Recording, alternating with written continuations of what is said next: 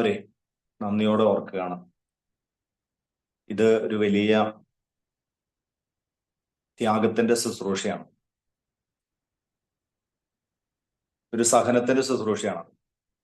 കാരണം എല്ലാ ദിവസവും ഒരു സമയത്ത് കർത്താവിന്റെ കരുണയ്ക്കായി, കർത്താവിന്റെ കരുണ ലോകം മുഴുവൻ സകല മനുഷ്യരുടെ മേലും ഒഴുകപ്പെടുവാൻ വേണ്ടി പ്രാർത്ഥിക്കാൻ ഏറ്റെടുത്തിരിക്കുന്ന ഈ ദൗത്യം, അതൊരു സഹനമുണ്ട്.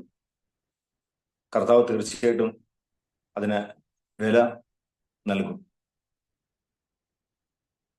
ഈ ശുശ്രൂഷ ലോകം അനേകം ദൈവസ്നേഹത്തിന്റെ നിറവിലായിരിക്കുന്ന സ്വാർത്ഥതയില്ലാത്ത പല കൂട്ടായ്മകൾക്കും ഇത്തരം ഈ ദൗത്യം നൽകിയിട്ടുണ്ട്. അത് അനേക ഹൃദയത്തിൽ സ്വീകരിച്ചുകൊണ്ട് ഇതേപോലെ പ്രാർത്ഥിക്കാനായിട്ടിരിക്കുന്നുണ്ട്. ദൈവത്തിന് കോടാനുകൂടി നന്ദി പറയാം. ഇന്ന് നമ്മൾ ചിന്തിക്കാൻ പോകുന്നത് വചനത്തിലൂടെയുള്ള ശക്തിയെക്കുറിച്ച്. നമുക്ക് ഒരു നിമിഷം പരിശുദ്ധ അമ്മയോട് ചേർന്നുകൊണ്ട് നമുക്ക് പ്രാർത്ഥിക്കാം. പരിശുദ്ധ അമ്മ മാതാവേ, ഈ ശുശ്രൂഷയിലേക്ക് ഓരോ മക്കളെയും പേര് ചൊല്ലി കൂട്ടിച്ചേർക്കപ്പെട്ടത് അമ്മയുടെ പ്രത്യേകമായ ഇടപെടലൂടെയാണെന്ന് പൂർണ്ണമായും വിശ്വസിക്കുന്നു. സ്നേഹപ്രകാശം ടീം ജോർജ് ബ്രദറിലൂടെ വർഷങ്ങൾക്ക് മുന്നേ ആരംഭിച്ച സുവിശേഷ പ്രവർത്തനം ഇന്നത് ലോകം മുഴുവനും വേണ്ടിയും നിരന്തരം പ്രാർത്ഥിക്കുന്ന ഒരു മിനിസ്ട്രിക്ക് രൂപം കൊടുക്കുകയും അതിലൂടെ ഇവരറിയാത്ത അനേകര് രക്ഷയുടെ അനുഭവത്തിലേക്ക് പ്രവേശിക്കുന്നു, രക്ഷ സ്വന്തമാക്കുന്നു, വിടുതൽ പ്രാപിക്കുന്നു.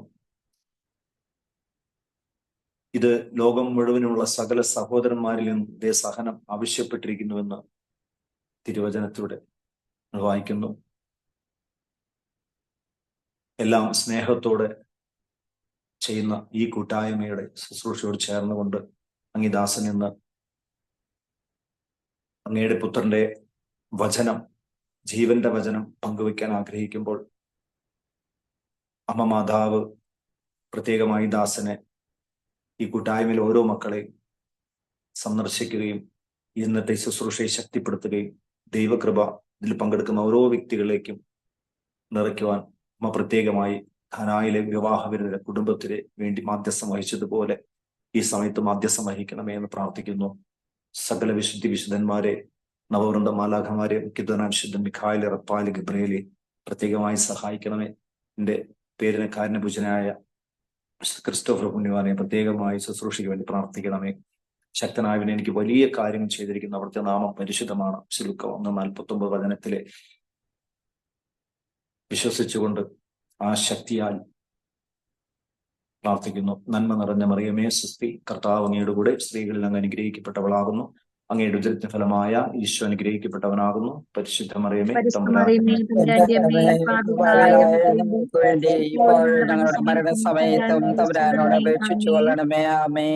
ായിരിക്കുന്ന ഓരോ മക്കളുടെ അവരുടെ പ്രത്യേകമായ നിയോഗങ്ങളെയും അമ്മയുടെ വിമല ഹൃദയത്തിലേക്ക് ചേർത്ത് വെച്ചുകൊണ്ട് നന്മ നിറഞ്ഞ മറിയമേ സുസ്തി, കർത്താവ് അങ്ങയുടെ കൂടെ സ്ത്രീകളിൽ അങ്ങ് അനുഗ്രഹിക്കപ്പെട്ടവളാകുന്നു. അങ്ങയുടെ ഉദരത്തിൻ ഫലമായ ഈശോ അനുഗ്രഹിക്കപ്പെട്ടവനാകുന്നു.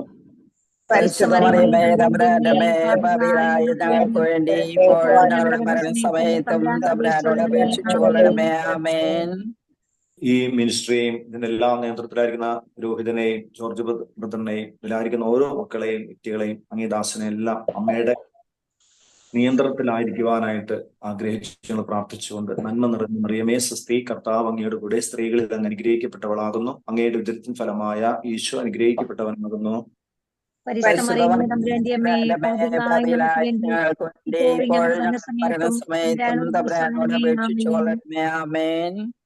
ഈശോ മിശിഹായ്ക്കും സ്തുതിയായിരിക്കട്ടെ.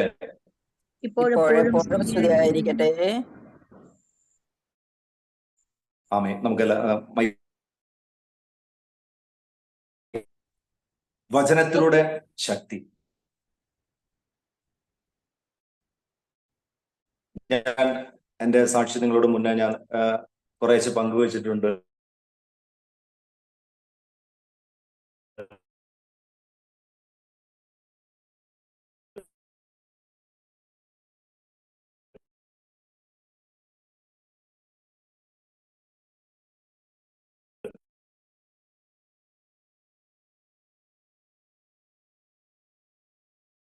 കാണുന്നുണ്ട് എന്ന ഒരു ബോധ്യം എനിക്ക് ലഭിക്കാൻ തുടങ്ങിയത്.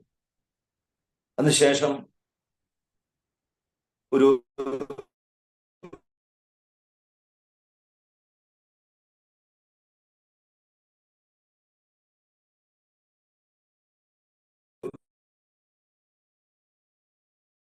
ധ്യാനം കൂടാനായിട്ട് ഒരു അവസരം ഒരു അട്ടപ്പാടിയിലെ ഞാൻ കൂടും. ഒരു 18 വർഷം മുമ്പ് സീറ്റ് കിട്ടാനൊക്കെ വളരെയേറെ ബുദ്ധിമുട്ടുള്ള സമയം. അപ്പൊ ധ്യാനം കൂടണം എന്നുള്ള ആഗ്രഹങ്ങളൊക്കെ ഇന്നപ്പോ ഭാര്യ പറയുന്നുണ്ട് ധ്യാനം കൂടാൻ തുടങ്ങി. എനിക്ക് പട്ടാലിസിന്റെ അവിടെ കൂടണമെന്നാ. അപ്പൊ കേട്ടിട്ടുണ്ട് അവിടെ സീറ്റ് കിട്ടാൻ എളുപ്പമല്ല. അപ്പൊ അതും ഒരുമിച്ച കൂടുതലൊന്നും. അപ്പൊ ഒരു ദമ്പതികളെ ധ്യാനം കൂടാനായിട്ടും കൂടി അവിടെ ആവശ്യപ്പെട്ടിട്ടുണ്ടായിരുന്നു ഈ സഹോദരി. അപ്പൊ ദമ്പതി ഒരുമിച്ച് കൂടണമെന്ന് പറഞ്ഞു. അപ്പൊ അവിടെ കിട്ടാനായിട്ടൊരു മാർഗമില്ല. അങ്ങനെ ഇരിക്കുന്ന സമയത്ത് എന്റെ വീട്ടിലേക്ക് ഒരു സഹോദരൻ, ഒരു പരിചയക്കാരൻ കടന്നു വരുന്നു. അദ്ദേഹം കഴിഞ്ഞ കാലങ്ങളിൽ മദ്യപാനത്തിനൊക്കെ അടിമപ്പെട്ട ഒരു ജീവിതമായിരുന്നു. അങ്ങനെ ഈശോയെ അറിഞ്ഞു, അതെല്ലാം ഉപേക്ഷിച്ചു. അപ്പൊ അങ്ങനെയുള്ള ആളുകളൊക്കെ ഒന്ന് തേടിപ്പോകുന്ന ഒരു അവസ്ഥയുണ്ടായിരുന്നു. അദ്ദേഹം വീട്ടിൽ വന്ന് എന്നോട് പറഞ്ഞു വിശേഷങ്ങളൊക്കെ ചോദിക്കാൻ വേണ്ടി. അങ്ങനെയൊക്കെ പറഞ്ഞപ്പോ ആയിരിക്കുന്നു. അപ്പൊ ധ്യാനമൊക്കെ കൂടിയാ പറഞ്ഞു, ധ്യാനം കൂടി. അപ്പൊ അദ്ദേഹം പെട്ടെന്ന് ഓർമ്മ വന്നിട്ട് പറഞ്ഞു, അതെ ധ്യാനം കൂടുണ്ടെങ്കിൽ ഒരു ചാൻസ് ഉണ്ട് എന്ന് പറഞ്ഞു. അട്ടപ്പാടിയിൽ ഒരു ചാൻസ് ഉണ്ട്. ഞാൻ പറഞ്ഞു അട്ടപ്പാടിയിൽ കൂടണം ആഗ്രഹമുണ്ട്, പക്ഷെ ഒരു ചാൻസ് കാര്യമില്ല, 2 ചാൻസ് വേണം. ചാൻസ് 2 പേർക്കാണ്. കാരണം ഇപ്പൊ അവിടെ തന്നെ ഞാൻ ബുക്ക് ചെയ്ത ഒരു ദമ്പതികൾക്ക് ബുക്ക് ചെയ്ത ഒരു സീറ്റ് അത് ക്യാൻസൽ ആയത്, നിങ്ങൾക്ക് പോവാൻ പറഞ്ഞു.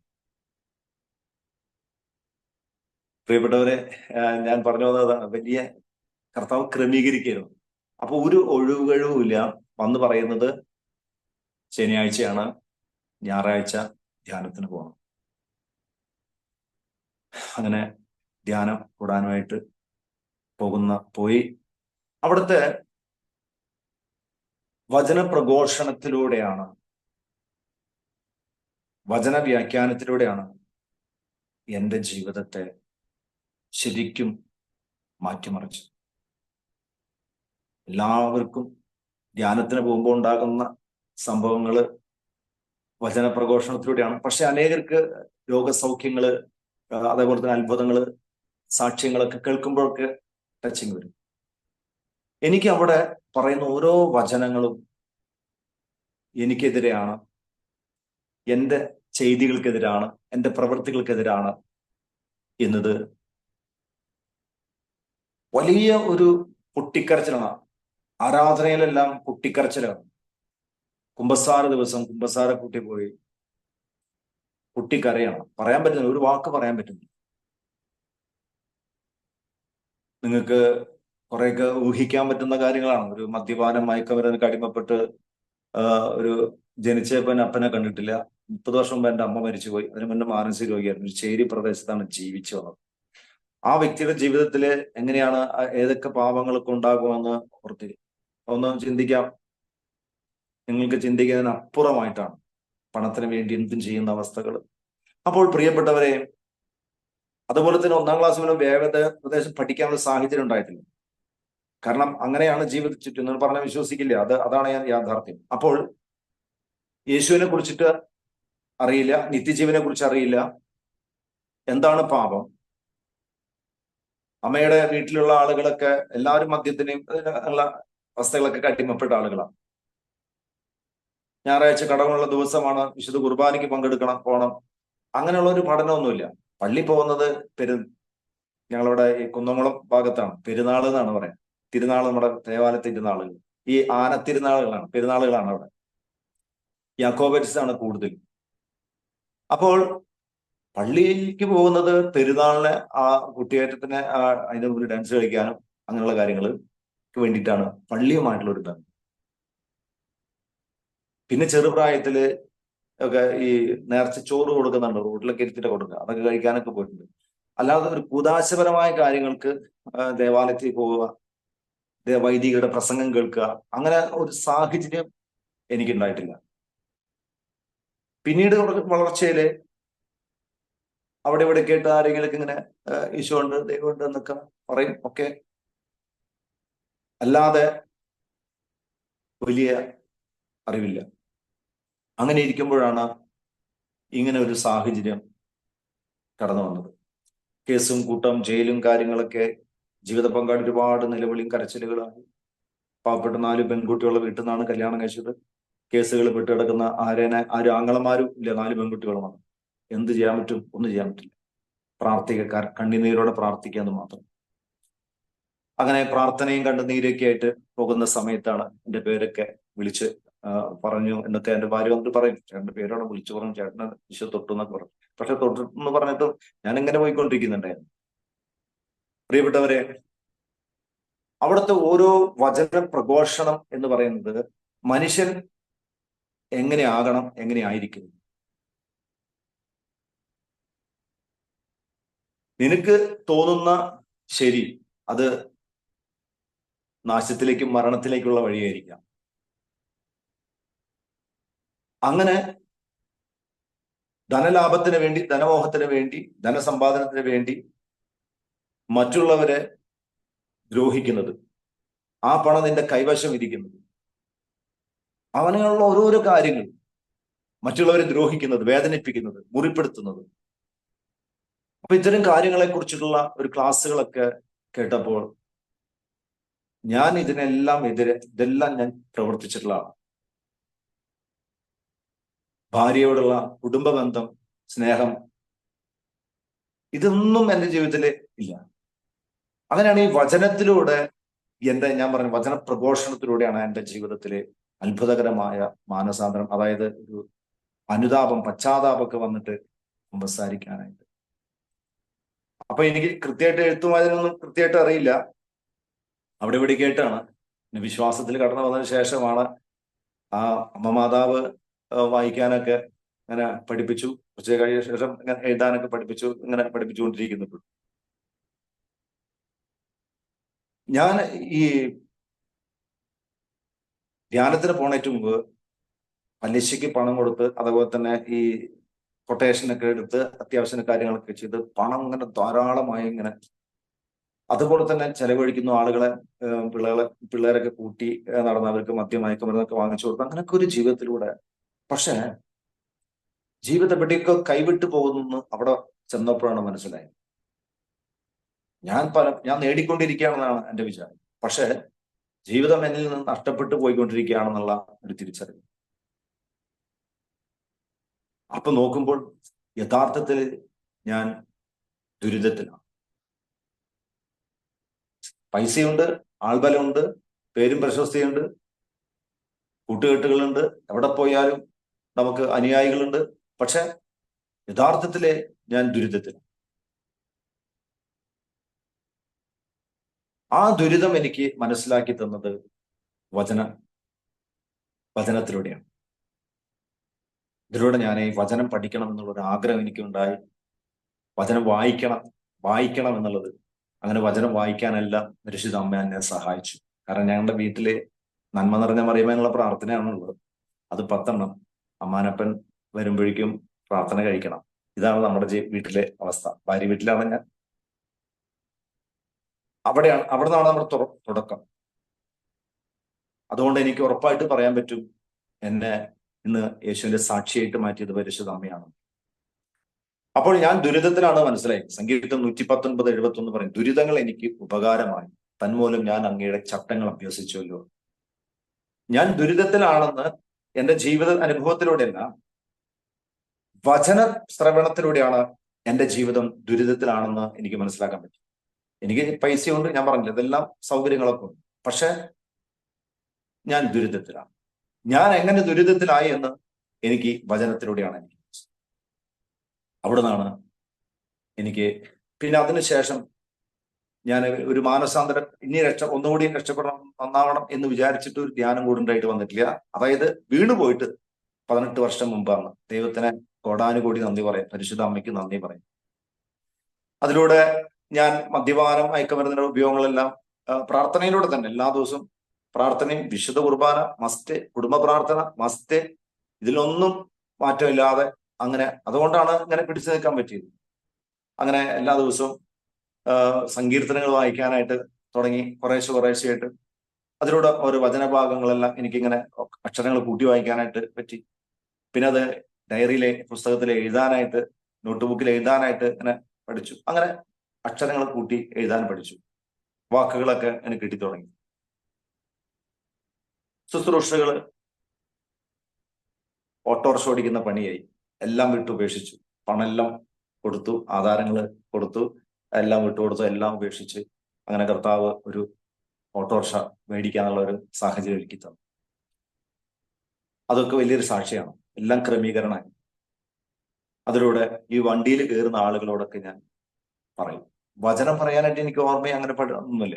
പക്ഷെ എനിക്ക് കിട്ടിയ സന്തോഷം, എനിക്ക് കിട്ടിയ മോചനം, ഞാൻ ഒരിക്കലും ഈ മദ്യപാനം, ലഹരി ഒരിക്കലും ഉപേക്ഷിക്കാൻ പറ്റുമെന്ന് വിചാരിച്ചിട്ടില്ല. ഉറക്കത്തിൽ ഉണർന്നാൽ അപ്പൊ എനിക്ക് ലഹരി വേണം.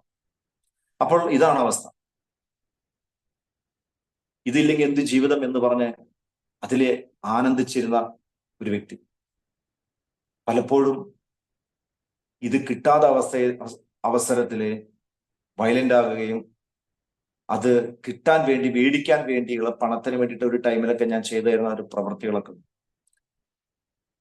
അതൊക്കെ ചിന്തയിലേക്ക് കടന്നു വന്നപ്പോൾ എനിക്ക് കിട്ടിയ മോചനം ഇത് ചെറിയ കാര്യമല്ല. ഈ വിടുതൽ ചെറിയ ഒരു വിടുതലല്ല, ഇത് വലിയതാണ്. ഇതൊരു വലിയൊരു സന്തോഷമായിട്ട് മാറി, ആനന്ദമായിട്ട് മാറി. ഇത് വണ്ടിയിൽ കയറുന്നവരോടൊക്കെ പറയാൻ തോന്നും. അതില് ആരൊക്കെയാണ് കയറുന്നത് എന്നുള്ള നോട്ടമില്ല. ആര് കയറിയാലും അവരോട് എന്തെങ്കിലുമൊക്കെ സംസാരിച്ച്, എന്നിട്ട് ഈശോനെ എനിക്ക്, ഞാൻ അങ്ങനെ ധ്യാനം കൂടി, ഞാൻ ഇതൊക്കെ മാറി, എന്റെ ഇതൊക്കെ മാറിപ്പോയി എന്നാ പറയും. ഈ പറച്ചില് വാക്കുകൾ മാത്രമല്ല, വേറെ ഒന്നുമില്ല. പക്ഷെ അവിടുന്ന് ഇങ്ങനെ കുറേശ്ശെ കുറേശ്ശെ പറയാൻ തുടങ്ങി. ഈ വചനങ്ങളെല്ലാം കുറേശ്ശെ കുറേശ്ശെ പറയാൻ. അങ്ങനെ ഞാനൊരു അനുഭവം, ഒരു വ്യക്തിയുടെ അനുഭവം പറയാം. കുറച്ചു മുന്നേ ഒരു സാമ്പത്തിക ഭാരമായിട്ടുള്ള ഒരു ഫാമിലിയെ കണ്ടുമുട്ടി. അതായത് ഞാൻ ഈ വണ്ടിയിൽ കയറുന്ന ഒരു വ്യക്തി ഇങ്ങനെ ഒരാൾക്ക് ഇങ്ങനെ അനുഭവം ഉണ്ട്. അവര് അധികം ഇതിനായിട്ടുള്ള കണക്ഷൻസ് ഒന്നും ഇല്ല. പക്ഷെ അവര് ഇങ്ങനെ എന്റെ ഒരു അനുഭവം പറഞ്ഞപ്പോൾ എന്തോ എന്റെ നമ്പർ വാങ്ങിച്ചു, നമ്പർ കൊടുത്തു. അപ്പോ എന്നെ ഒരു ചേച്ചി വിളിച്ചു പറഞ്ഞു, ഇങ്ങനെ ബ്രദറാണ്. ഞാൻ പറഞ്ഞു, അയ്യോ ബ്രദർ തന്നെ ബ്രദറല്ല, എനിക്കാകെ ഒരു എന്താ പറയാ, ഒരു ചമ്മല, നാണക്കേടാ, അതൊക്കെ തോന്നി. അപ്പൊ ഞാനിങ്ങനെ ഓട്ടോറിക്ഷ ഓടിക്കുന്ന ആളാണ്, എന്റെ പേര് അതെ, ഇങ്ങനെ പറഞ്ഞു, നമ്മളൊരു ബന്ധു തന്ന നമ്പറാണ്, അപ്പൊ ഒന്ന് പ്രാർത്ഥിക്കാനാണ്. ഞാൻ പ്രാർത്ഥിക്കുന്ന, എനിക്കതൊന്നും അറിഞ്ഞൂടാ, അല്ലെങ്കിൽ ഒരു സംഭവം ഒന്ന് കാണാൻ പറ്റും. അപ്പൊ കാണാം. അപ്പൊ അവരുടെ വീട് ഈ അമ്മാടം ഭാഗത്താണ്. അവിടെ പോയി കാണാം. അങ്ങനെ ഞായറാഴ്ച ദിവസം വണ്ടി ഓടിക്കില്ല, അങ്ങനെ ഞായറാഴ്ച ദിവസം അങ്ങനെ പോകണം. അപ്പൊ അങ്ങനെ സമയത്ത് എനിക്ക് ഞായറാഴ്ച ദിവസം ഒഴിവുള്ള ദിവസമാണല്ലോ. ആ സമയത്ത് വണ്ടിയിൽ കയറുന്ന ആരെങ്കിലൊക്കെ ഒരാള് ചിലപ്പോൾ ധ്യാനം കൂടാനോ അങ്ങനെയൊക്കെ ആയിട്ട് പറയും. അപ്പൊ ഞാൻ അവരെ ധ്യാനം കൂട്ടാനായിട്ട് ഞായറാഴ്ച കൊണ്ടുപോകും. ഡിവൈനിലേക്ക് കൊണ്ടുപോകും. അങ്ങനെയൊക്കെ ആയിട്ട് പോയിരുന്നു. 2-3 ആഴ്ച കൂടുമ്പോ ആരെങ്കിലും ഒരാളൊക്കെ കിട്ടും. അപ്പൊ ഞായറാഴ്ച ഇവിടെ വീട്ടിൽ പോയി. അപ്പോ ഇങ്ങനെ കാര്യങ്ങളൊക്കെ പറയാം. ഇവര് പറയുന്നത് നല്ല സാമ്പത്തികമായ ഒരു ബിസിനസ്സും കാര്യങ്ങളൊക്കെ ഉണ്ടായിരുന്നു. അപ്പോ അതൊക്കെ തകർച്ച നേരിട്ടു. ആ ബിസിനസ്സിൽ തകർച്ച നേരിട്ടു. കഥകളൊക്കെ പറഞ്ഞു കേട്ടപ്പോ എനിക്ക് ഭയങ്കര വിഷമം. അപ്പൊ ഇവർക്ക് എങ്ങനെയെങ്കിലും, എന്റെ മനസ്സിൽ ഇവർക്ക് എങ്ങനെയെങ്കിലും കുറച്ച് പൈസ ഇവർക്ക് രക്ഷപ്പെടാൻ പറ്റുമല്ലോ. നമ്മുടെ ഉള്ളിലേക്ക് അങ്ങനെയാണ് തോന്നുന്നത്. പക്ഷെ ഇവര് പിന്നെ സംസാരിച്ചു പറഞ്ഞു, ഞങ്ങള് ആത്മഹത്യയെ കുറിച്ച് ഇങ്ങനെ ചിന്തിച്ചുകൊണ്ടിരിക്കുക, ഒരു തവണ ഒരു അറ്റംപ്റ്റ് നടത്തിയെന്ന് പറഞ്ഞു. അങ്ങനെ മക്കളെ ഓർത്തപ്പോ അത് വേണ്ടെന്ന് വെച്ചു. അപ്പൊ ഞാൻ ചോദിച്ചു, പെട്ടെന്ന് ഉള്ളിലേക്ക് ഇങ്ങനെ കടന്നു. ഞാൻ ചോദിച്ചു, അപ്പൊ മക്കളെ ഓർത്തു, അപ്പൊ നിങ്ങളെ കുറിച്ചിട്ട് നിങ്ങൾ ഓർക്കുന്നില്ല, നിങ്ങളുടെ ആത്മാവിനെ കുറിച്ച് ഓർക്കുന്നില്ല. അപ്പൊ എനിക്ക് ആത്മാവിനെ കുറിച്ചിട്ട് എന്റെ കൂട്ടുകാരൻ മരിച്ച് ഇങ്ങനെ നീലഗിരി നിലവിളി അങ്ങനെ കാര്യങ്ങളൊക്കെ ഈ സഹോദരനോടൊപ്പം ചോദിച്ചിട്ടുണ്ടായിരുന്നു. അങ്ങനെ വിൽസ് എന്ന പേര്, പിന്നെ എന്റെ അമ്മയുടെ അപ്പന്റെ അനിയൻ പറയത് ആരൊക്കെ. അപ്പൊ അപ്പോഴേക്കാണ് അങ്ങനെയുള്ള ഒരു കാര്യത്തിലേക്ക് എനിക്ക് വിശ്വാസം, ആത്മാവുണ്ട്, മരിച്ചു കഴിഞ്ഞാൽ ആത്മാവുണ്ട് എന്നൊക്കെ. കാരണം ഇതിനെ കുറിച്ച് ഒന്നും അറിയാത്ത ഒരു സഹോദരിയാണ് എന്റെ കുന്നംകുളത്തെ എന്റെ കൂട്ടുകാരനെ കുറിച്ചിട്ടോ എന്റെ അമ്മയുടെ അപ്പന്റെ അനിയനെ കുറിച്ചിട്ടോ ഒന്നും അറിയാത്ത ആളാണ് ചോദിക്കുന്നത്. അപ്പൊ എനിക്ക് അതിനെ കുറിച്ചിട്ടൊക്കെ നല്ല ബോധ്യം കിട്ടി. ഉണ്ടെന്നുള്ള ഉറപ്പ് എനിക്ക് സംശയമൊന്നുമില്ല ആ കാര്യത്തില്, ഒക്കെ ഞാൻ വിശ്വസിച്ചു. അപ്പോ നിങ്ങളുടെ ആത്മാവിനെ കുറിച്ച് നിങ്ങൾ ചിന്തിച്ചില്ല. കാരണം മക്കളെ കുറിച്ചിട്ട് നിങ്ങൾക്ക് ആത്മാവുണ്ടല്ലോ, നിങ്ങളിൽ ആത്മാവുണ്ടല്ലോ, ഈ ആത്മാവ് രക്ഷപ്പെടണ്ടേ? ഈ ആത്മാവിനെ കുറിച്ച് ചിന്തിക്കാതെ നിങ്ങൾ മക്കളെ കുറിച്ചിട്ട് നിങ്ങൾ മരിച്ചില്ല എന്ന് പറയുന്നു. അപ്പൊ അവര് പറഞ്ഞു അതിനെക്കുറിച്ചൊന്നും ചിന്തിക്കാനുള്ള ഒരു മാനസികാവസ്ഥയും ഇതൊന്നും ഞങ്ങൾക്ക് ഉണ്ടായിരുന്നില്ല ഇവിടെ. ഇനി എങ്ങനെ മുന്നോട്ട് പോകണം എന്ന് ചിന്തിച്ച് ഭയാണ്. കടക്കാരെപ്പോഴും വരികയാണ്, നാണക്കേട് സഹിക്കേണ്ടി വരും. ചിലവരൊക്കെ വന്നിട്ട് ഇങ്ങനെ ഭയങ്കരമായിട്ട് ഷൗട്ട് ചെയ്യും. അങ്ങനെ ഫോണൊക്കെ ഞങ്ങൾ സ്വിച്ച് ഓഫ് ആക്കി. ആ ഫോണൊക്കെ ഞങ്ങൾ എടുക്കാറില്ല. പക്ഷെ അവര് വീട്ടിൽ വന്നിട്ടൊക്കെ ഇങ്ങനെ ഭയങ്കരമായിട്ടുള്ള പ്രശ്നങ്ങളാണ്. അതുകൊണ്ട് മനസ്സിന് തീരെ ശക്തിയില്ലാത്തൊരവസ്ഥ. അപ്പൊ ഞാൻ ചോദിച്ചു, നിങ്ങൾക്ക് നമുക്ക് ധ്യാനം കൂടിക്കൂടെ? ധ്യാനമൊക്കെ കൂടിയിട്ടുണ്ടെങ്കിൽ എല്ലാം ശരിയാവും. നിങ്ങൾക്ക് എന്തുണ്ടെങ്കിലും ധ്യാനം കൂടി ശരിയാവും. കാരണം എന്റെ അനുഭവത്തിൽ ധ്യാനം കൂടിയപ്പോ എനിക്ക് കിട്ടിയത് ഈ ലോകത്തിൽ ആർക്കും കിട്ടിയിട്ടില്ല. അപ്പൊ ഞാൻ അതുകൊണ്ടാണ് എല്ലാവരും ധ്യാനത്തിന് വിടുന്നത്. അപ്പോ അവര് പറഞ്ഞു ധ്യാനമൊക്കെ കൂടിയതാണ് പറയാൻ. കാര്യമായിട്ട് വലിയ മെച്ചമൊന്നും ഉണ്ടായില്ല. കാര്യമായിട്ടൊന്നല്ല, ഒരു മെച്ചം ഉണ്ടായില്ല. അപ്പൊ ഞാൻ ധ്യാനം കൂടിയിട്ട് എന്താ നിങ്ങൾക്ക് അവിടെ അനുഭവം സന്തോഷമൊന്നും കിട്ടിയില്ലേ? അല്ല, ആ ധ്യാനത്തിന്റെ ദിവസങ്ങളൊക്കെ ഒരു ഇതുണ്ടായി. അപ്പോ ഒരു പ്രതീക്ഷ ഉണ്ടായിരുന്നു. അപ്പോ പിന്നെന്താ പ്രതീക്ഷ എങ്ങനെ പോയി? അപ്പൊ നിങ്ങൾ തുടർന്ന് പ്രാർത്ഥിച്ചു. ഞങ്ങൾ കുടുംബ പ്രാർത്ഥനയൊക്കെ ചൊല്ലും. പിന്നെ പിന്നെ അതിനെ നിങ്ങൾ ഫോളോ അപ്പ് ചെയ്തില്ല. അതായത് അതിന് പിന്തുടർന്ന് പോയില്ലേ? വചനം കേൾക്കാനോ അതുപോലെ വല്ല കൺവെൻഷനുകൾ പിന്നെ കൂടെ കൂടെ അങ്ങനെ അതിനെ ഒന്ന് പരിപോഷിപ്പിക്കാനായിട്ടൊന്നും ചെയ്തില്ല. അതൊന്നും ഇല്ല. അത് ഞാൻ ഇടയ്ക്ക് ടി വിയിൽ ഇതൊന്നും കേൾക്കാനായിട്ട്, സുവിശേഷം കേൾക്കാനായിട്ട് വെച്ച് കഴിഞ്ഞിട്ടുണ്ടെങ്കിൽ വട്ടാലച്ചന്റെ പരിപാടി വെച്ചാണെങ്കിൽ കെട്ടിയം പറയും, നീ അതൊന്ന് നിർത്തിയ. ആ സമയം വല്ല എന്താ നിനക്കത് കിട്ടുക? എല്ലാം കിട്ടിയ നീ പറഞ്ഞിട്ട് ധ്യാനത്തിന് പോയി ഇവിടെ വന്നു കുടുംബ പ്രാർത്ഥന. ആള് ഭയങ്കര ഒരു സംഭവമാണ് ആള് ചെയ്തുകൊണ്ടിട്ട് അതൊന്നും കിട്ടിയില്ല എന്ന് പറയണത്. അപ്പൊ ആളെപ്പോഴും ടി വിയുടെ മുമ്പിൽ ഇരുന്ന് ഓരോ പ്രോഗ്രാമുകൾ പരിപാടികൾ കണ്ടുകൊണ്ടിരിക്കും. ആള് സമയം പോകുന്നത്, ആള് സമാധാനം കണ്ടെത്തുന്നത് ആൾ അതിന് മുമ്പിലാണ്. ആള് കണ്ട് ലാസ്റ്റ് സിനിമയും കാണും, ഈ എന്താ സീരിയലും കാണും, കോമഡി ഷോയും കാണും. പക്ഷെ ഇദ്ദേഹം ഇരുന്നിട്ട് ഇതൊക്കെ കണ്ടിരിക്കുന്ന സമയത്ത് ഈ ഭാര്യയ്ക്ക് ഈ മക്കളെ കുറിച്ചുള്ള അകലതകളും ഇതിൽ വരുന്ന അവസ്ഥകളൊക്കെ അവർക്ക് വല്ലാത്തൊരവസ്ഥയാണ്. ഇങ്ങോർക്കാണെങ്കിൽ കുറേശ്ശെ കഴിക്കുകയും ചെയ്യും, ഇങ്ങോർക്ക് പിന്നെ ഒന്നുമില്ല.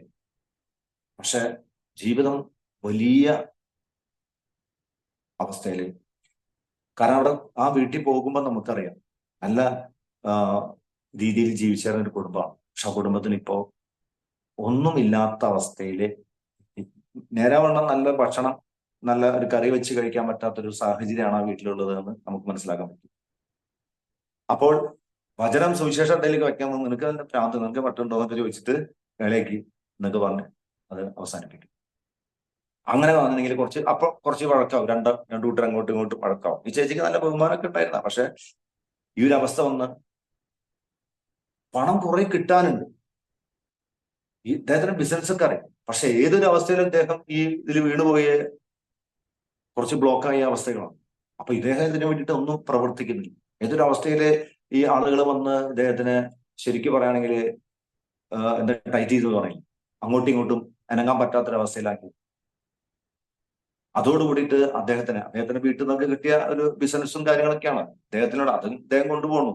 പക്ഷെ അതിനെ പിടിച്ചു നിൽക്കാം. അദ്ദേഹം ആയിട്ട് വളർത്തിക്കൊണ്ടുവന്നതിന്റെ ഒരു കഴിവോ യുക്തിയൊന്നും അദ്ദേഹത്തിന് ഉണ്ടായിരുന്നില്ല. അതുകൊണ്ടായിരിക്കും.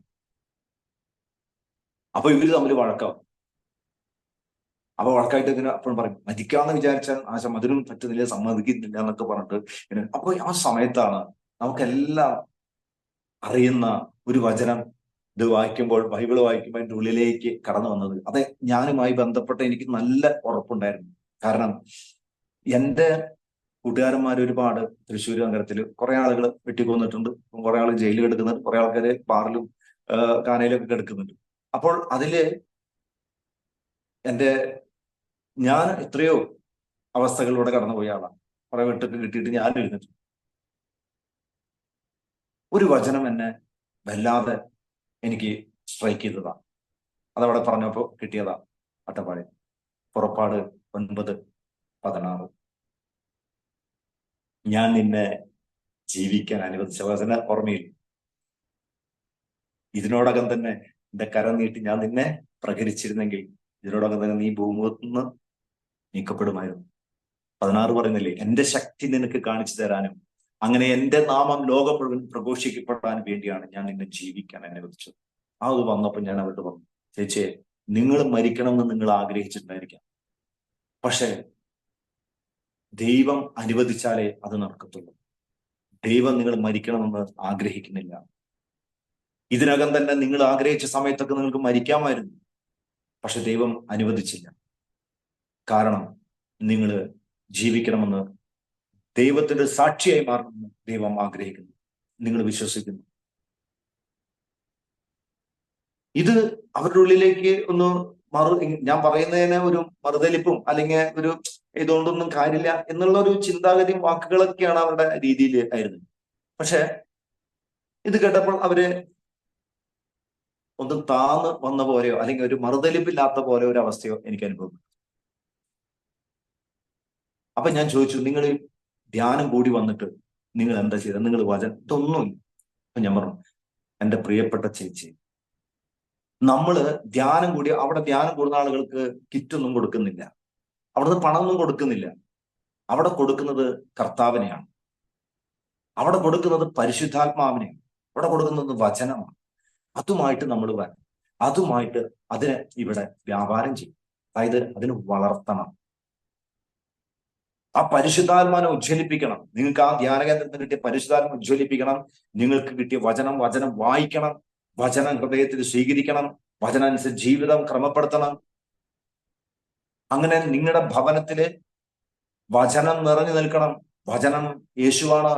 യേശു നിങ്ങളുടെ കുടുംബത്തിലുണ്ടെങ്കിൽ ആദ്യമേ നിങ്ങൾക്ക് സമാധാനമാണ്. പറഞ്ഞില്ലേ, അവൻ നമ്മുടെ സമാധാനമാണ്. ഞാൻ നിങ്ങൾക്ക് എന്റെ സമാധാനം തന്നിട്ട് പോകുന്നു, ഞാൻ നൽകുന്ന സമാധാനം ലോകം നൽകുന്നതല്ല. ഇതൊക്കെ പറഞ്ഞു കേട്ടിട്ടില്ലേ ചേച്ചിയെ? അപ്പൊ നിങ്ങൾ അത് വചനം വായിക്കണം. അപ്പൊ ഈ വചനം കേൾക്കാൻ നിൽക്കുമ്പോ ഈ മനുഷ്യൻ ഇതൊക്കെ മണ്ടത്തരാണ്, ദോഷത്തരാണെന്ന് പറയും. അപ്പോ 1 കൊരിന്തോസിൽ 1:18 പറയുന്നില്ലേ, നാശത്തിലൂടെ ചരിക്കുന്നവർക്ക് കുരിശിന്റെ വചനം ദോഷത്വമാണ്, എന്നാൽ രക്ഷയിലൂടെ ചരിക്കുന്ന നമുക്കോ അത് ദൈവത്തിന്റെ ശക്തിയാണ്. നിങ്ങൾ പറയും നിങ്ങളുടെ മനസ്സിന് ശക്തിയില്ല എന്ന് പറയുന്നു, നിങ്ങൾക്ക് ഈ പ്രതിസന്ധി നേരിടാനുള്ള ബലമില്ല, ശക്തിയില്ല, കരുത്തില്ല എന്ന് പറയുന്നു. നിങ്ങൾക്ക് എങ്ങനെ കരുത്ത് കിട്ടും? നിങ്ങളുടെ ഉള്ളിൽ വചനമില്ല. വചനം ഉണ്ടെങ്കിൽ, വചനം ദൈവത്തിന്റെ ശക്തിയാണ്. ആ ദൈവത്തിന്റെ ശക്തി നിങ്ങളിലില്ല. മനുഷ്യനെ ഇത്തരം പ്രതിസന്ധികളെ മറികടക്കാൻ സാധാരണ ഒരു പച്ചയായ മനുഷ്യനെ സാധ്യമല്ല. ദൈവത്തിന്റെ വചനം ഉണ്ടെങ്കിൽ മാത്രമേ നിങ്ങൾക്ക് മുന്നോട്ട് പോകാൻ പറ്റൂ. നിങ്ങൾ ദൈവത്തിന്റെ വചനം നിങ്ങൾ വായിക്കുക, നിങ്ങൾ സങ്കീർത്തനങ്ങളൊക്കെ വായിക്കുക, അങ്ങനെ നിങ്ങളൊരു പാട്ടുരൂപത്തിലോ നിങ്ങൾക്ക് അറിയാവുന്ന രീതിയിലേക്ക് നിങ്ങൾ പ്രാർത്ഥിക്കുക, നിങ്ങൾ വചനം വായിക്കുക. അതിലൂടെ നിങ്ങൾക്ക് പിടിച്ചു നിൽക്കാനുള്ള കർത്താവിന്റെ വാഗ്ദാനങ്ങളൊക്കെ ഉണ്ട്. എവിടെയാ നിങ്ങൾക്ക് തെറ്റുപറ്റി ആ തെറ്റ് തിരുത്താനായിട്ട് പറ്റും. ഇനി ആരോടെങ്കിലും ക്ഷമിക്കാനുണ്ടോ, ക്ഷമ ചോദിക്കാനുണ്ടോ, നിങ്ങൾ സഞ്ചരിക്കുന്ന വഴികൾ തെറ്റാണോ, നിങ്ങളുടെ ചിന്താഗതി കാഴ്ചപ്പാടുകൾ അതൊക്കെ അതാണ് അത് വായിക്കാൻ പറഞ്ഞത്. ദൈവത്തിൽ നിന്നും നമുക്ക് ലഭിക്കുന്ന, ദൈവം നമ്മുടെ കൂടെ ആയിരിക്കുന്ന അവസ്ഥ എന്ന് പറയുന്നത്, നമ്മളിൽ എന്തെങ്കിലും അശുദ്ധിയും തിന്മകളൊക്കെ ഉണ്ടെങ്കിൽ അത് വിട്ടുമാറിപ്പോകണം. നമ്മുടെ ജീവിതത്തിൽ ഒരു വിശുദ്ധീകരണം, ആ വിശുദ്ധീകരണം നടക്കപ്പെടുന്നതും ദൈവവചനത്തിലൂടെയാണ്. അപ്പോ നിങ്ങള് ദൈവത്തിന്റെ വചനം വായിക്കണം.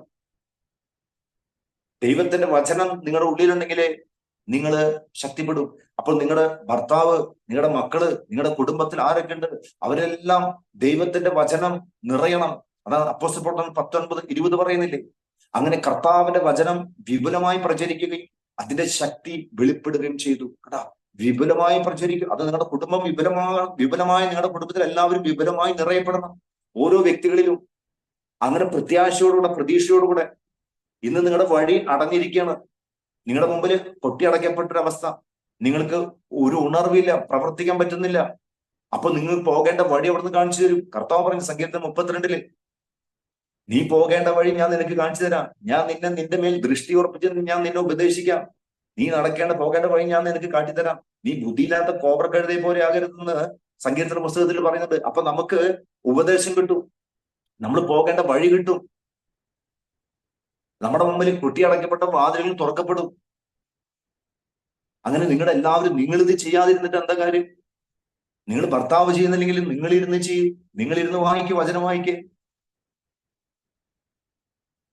ഈ ശക്തി കിട്ടാന് വചനം വായിക്കണം. കർത്താവിന്റെ വചനം വിപുലമായി പ്രചരിക്കുകയും അതിന്റെ ശക്തി വെളിപ്പെട്ടു. വചനം വായിച്ച് വചനം ഉള്ളിലുണ്ടെങ്കിൽ തീർച്ചയായിട്ടും ആ വചനത്തിന് പ്രവർത്തിക്കാതിരിക്കാൻ പറ്റില്ല.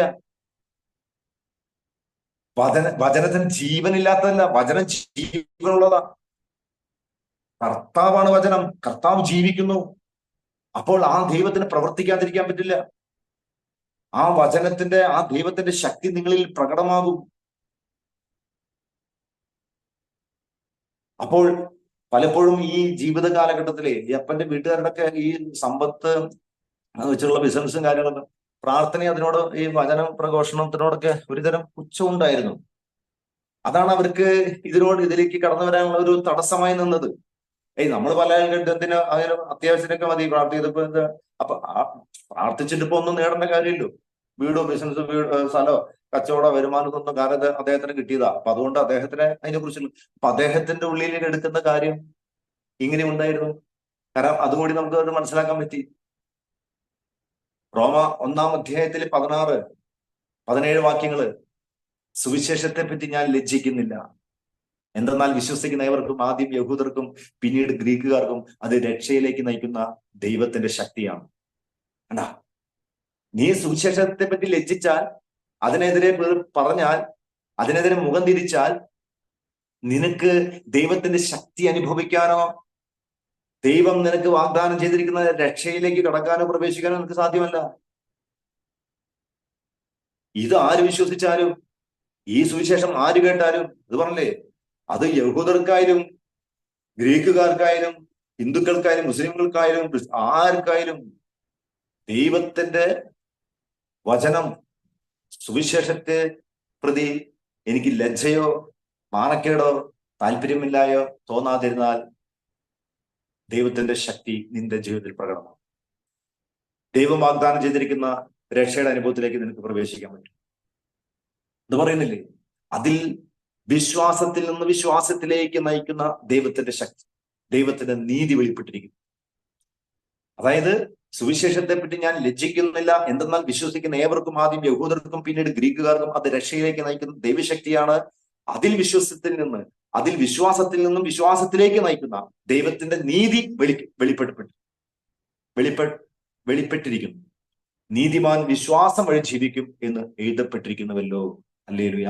പ്രിയപ്പെട്ട സഹോദരങ്ങളെ, കണ്ട, നിങ്ങളുടെ വിശ്വാസത്തിൽ ഒരു കടുകുമണിയോളം വിശ്വാസമാണ്, ചെറിയ വിശ്വാസമാണ്, കുറച്ച് വിശ്വാസമാണ്, ആ വിശ്വാസം വലിയ വിശ്വാസത്തിലേക്ക് നയിക്കുന്ന ദൈവത്തിന്റെ നീതിയുണ്ട്.